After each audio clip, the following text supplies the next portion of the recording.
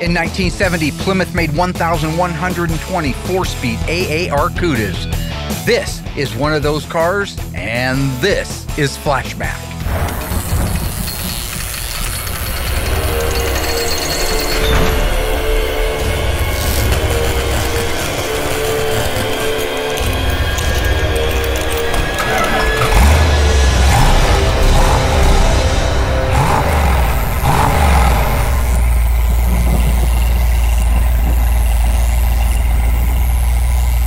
The AAR Cuda, of all the Cuda models, is probably the most desirable. In the 4-speed model, like this particular one is, they only made 1,120 of them. So, if you take 1,120 and you multiply it out over 50 years and 50 states, how many could be left? This car was a really solid car when it got to us.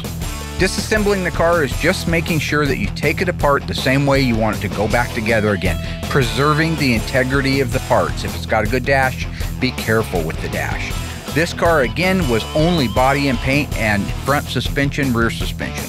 Once the car was disassembled, we sent it off and had it media blasted so that we could start with fresh panels. Not a lot of metal needed to be replaced on that car, so it didn't take long for it to end up in the paint booth. One of the coolest aspects of the AAR Cuda is the blackout treatment. The tops of the doors, tops of the fenders, the header, the hood all get blacked out with a matte black. And against this lemon twist yellow, such a great color. Absolutely stunning. Then you add in the AAR stripes and a black vinyl top. You've got a car that is just one of the most remarkable looking cars to come out of Detroit. With all the body and paint work done on the car, it's just time to reassemble it like we do always. Install that rear suspension. Install the front suspension. But have lots of hands on deck. I insist on it. I want to make sure that there's no damage going to happen to this car. We just finished doing body and paint, so when I put the front suspension, rear suspension, K-member, and all the parts in it, I want it to look exactly like it did when it rolled out of the paint booth. Perfect. It had two different size tires. It had a G6015 on the back and an E6015 on the front.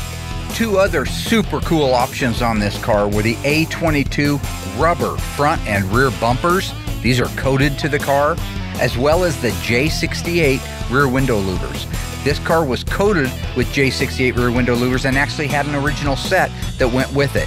The way those get mounted on there is much different than the aftermarket stuff they make today. But if you have the right parts, you can make a car look exactly like it did on the day it rolled off the assembly line, and that's what we did with this AAR. As I've said many times, my favorite thing in the world is the delivery of the car to the customer. It's your opportunity, person to person, in front, to say, this is what I did, what do you think?